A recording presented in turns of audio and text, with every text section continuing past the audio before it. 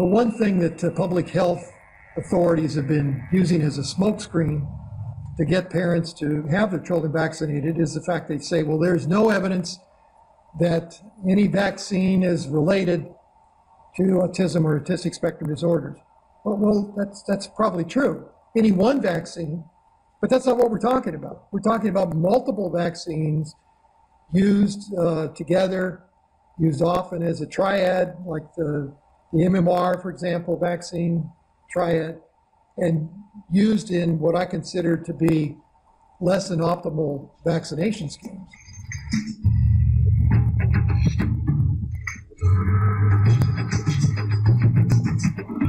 We haven't really, I think, reached any conclusion in the case of children with autistic spectrum disorders, but my guess is that it will be related to the multiple vaccines that they receive, either because of immunosuppression of these young patients who don't have fully developed immune systems anyway, or to contaminants in the vaccines. Now, one of the papers that I often cite is the fact that when commercial vaccines are checked for contaminants, one of the contaminants that's found quite often in commercial vaccines is mycoplasma.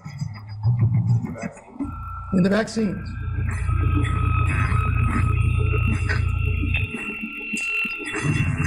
I'm just going to talk about what the mycoplasma does. I mentioned that it stimulates the release of these reactive oxygen species that damage the membrane. And we know what they do now. They damage the membrane by oxidizing the lipids and making the lipids unable to fit carefully together. And Don mentioned this paper, the fluid mosaic membrane model that we published in 1972. And it's kind of a classic paper. Matter of fact, Don, it was the most highly cited paper in all fields of science for 10 years going. So it was a very important paper in terms of its citation. It holds the citation record of papers in the field of science in general. So this was the discovery of how these lipids and proteins fit together to form a membrane. And one of the things that we found is if the lipids are damaged, they don't quite fit together as well in the membrane. And what this does is it leaves some gaps in the membrane and makes them transiently leaky, and then ions can slip through the membrane. And these membranes are very carefully designed to maintain a polarity and maintain actually a chemical and electrical potential across the membrane. And if the membranes are leaking in any way, these things run down and their chemical potential runs down and the electrical potential across the membrane is short-circuited. So what happens is they lose their capacity to produce energy because that is tied to this membrane potential. If the mitochondria lose their membrane potential, they can't do oxidative phosphorylation. They can't make these high-energy phosphate molecules that are necessary for our energy system. One of the contaminants that's found quite often in commercial vaccines is mycoplasma. In the vaccines. Now, you might say, well, why don't they do something about this? Well, I just happened to, by chance, take a flight somewhere, and I forgot where I was going. I was flying back to Washington for one reason or another. And I happened to be sitting next to a vaccine manufacturer who was really mad because he got bumped out of first class. Too bad for him. So he was riding back there with the rest of us and complaining of blue streak and everything. And I, kind of asked him where he was going, and he was going to the FDA and so on. So we started talking, and I started telling him what we had found, and he started getting more and more nervous as time went on. And so I flat out asked him, I said, well, I know that you know about this problem, and I want to flat out ask you, why don't you test these vaccines for mycoplasma? Because I think this is a potential problem. And his immediate knee-jerk response was, what are you trying to do, drive us out of business? I said, well, what do you mean drive you out of business? And that's a matter of safety. And he said, he started hedging and hawing and making up excuses and so on and so forth. The fact of the matter is they don't want to test for these types of things because it's expensive to test for these types of infections. And quite frankly, I think they're afraid of what they might find. So this is part of the whole problem of convincing authorities, convincing people that we need to look into this much more seriously. So what kind of diseases are we talking about? Well, we now know that chronic infections play a very important role in a variety of different diseases. Now, the last conference I spoke, I talked about neurodegenerative diseases, and you've heard of many of these. They used to be very rare, things like Lou Gehrig's disease or amyotrophic lateral sclerosis. Some 30 years ago, this was a very rare disease, and now it's not so uncommon, as I'll tell you in a moment. And neurobehavioral disorders are going through the roof. Things like autistic spectrum disorders, autism, Asperger's syndrome, attention deficit disorder, and so on, mainly in the young.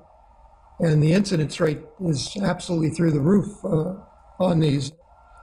So chronic infections are often misdiagnosed or not even sought, and because of this, infections are either untreated or inappropriately treated. Your GP, your general practitioner, really doesn't know much about these infections. And the reason he doesn't know about these infections is they're really not discussed in medical school any longer. They were 25 years ago, but they're not even taught now. And I know this because I taught in medical schools at the University of California and the University of Texas for over 25 years, so I know the curriculum quite well. And these are things which are really not discussed.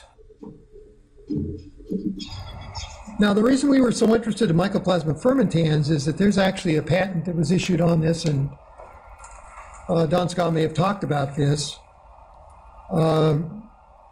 This patent was issued to a pathologist that worked for the U.S. Army, Shai-Ching Lo, who's a mycoplasma expert, and he was at Fort Detrick before he went to the Armed Forces Institute of Pathology, but he's probably published more on pathogenic forms of mycoplasma than any other scientist in the world.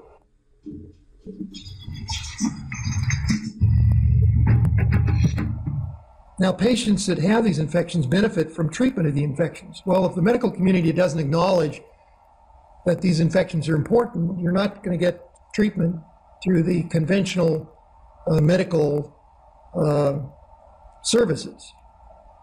They just aren't going to help you with these, so you have to help yourself. Now, many chronic illness patients recover from their illnesses after long-term treatment of their chronic infection. So these can be antibiotics, antiviral, antifungal, whatever, depending upon what the infections are. But those treatments are absolutely necessary for many of these infections, because if they're not treated, you won't recover. And so the last point here is if these patients are not treated, they don't recover. So they remain perpetually in chronic illness states.